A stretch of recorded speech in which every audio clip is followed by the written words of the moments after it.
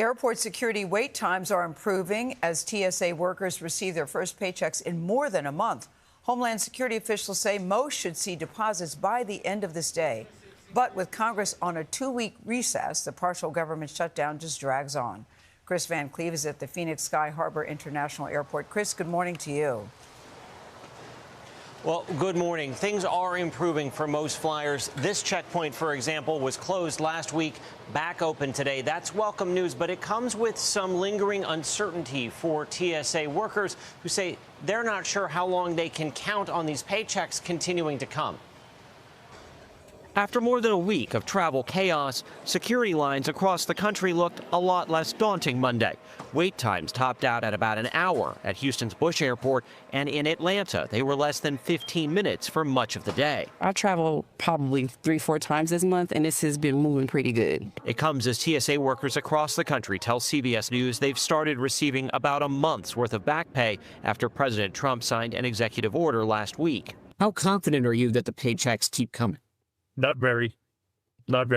TSA officer Pascual Contreras told us he'll be back on the job today. Last week, he ran out of gas money to go to work. When that paycheck showed up, what was the emotion?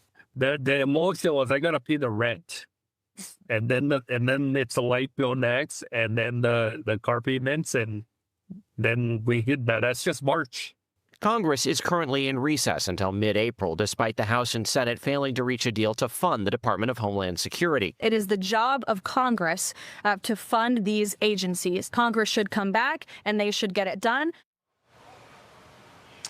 Now, TSA workers also say they're still waiting for word on when the rest of their back pay will come through. After the last shutdown, that took several pay periods to get fully worked out.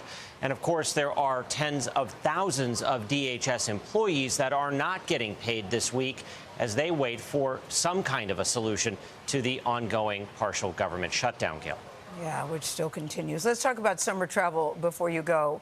Chris, if people are still dealing with this, is there anything that passengers can do to prepare? I think that a couple of things. One, we don't know that it will be an issue come summer, but it certainly could be unresolved.